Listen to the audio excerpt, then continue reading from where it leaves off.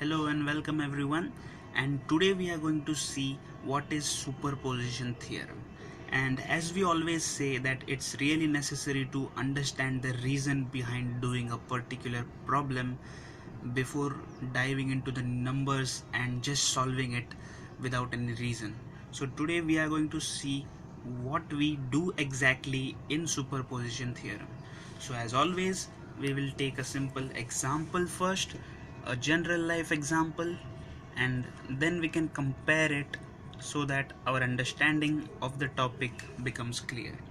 So let me give you a small task, and I'm gonna say I have some 10 rupee notes. Then I have some 50 rupee notes, and I also have some 100 rupee notes.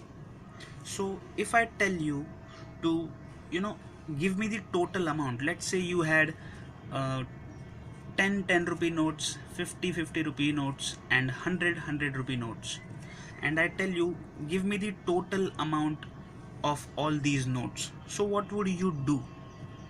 A general answer would be I would count the total number of amount that can be with 10 rupee notes. So you will add this first, and you will not consider these two, you will only consider the 10 rupee notes, and you will say the total is 100. Then you will say now I'm not going to consider these two, I'm just going to consider the 50 rupee notes, so the total will be 2500. And then you are going to say now I'm not going to consider these and only consider the 100 rupee notes, so the answer will be this. And then you will say let me add this, and whatever the total amount would be, you will say that's the final amount, right? So what has this to do with the superposition theorem? So what superposition theorem states is, let me just write down electrical. So what superposition theorem states that is, if you have one voltage source or any source, it can also be a current source, but now I'm considering only voltage sources. If you have a circuit element like a resistor, if you have one more voltage source, and in this similar manner you have many other voltage sources, but for convenience I'm just going to write 3. So let me name it as V1, V2, V3, let this be R1 and R2. So what superposition theorem states that is, the total current in this branch, let's say I want to calculate the total current going through this resistor, the current in this resistor will be equal to the current produced by this plus the current produced by this. So what do I mean by that? Let us quickly come back to this example.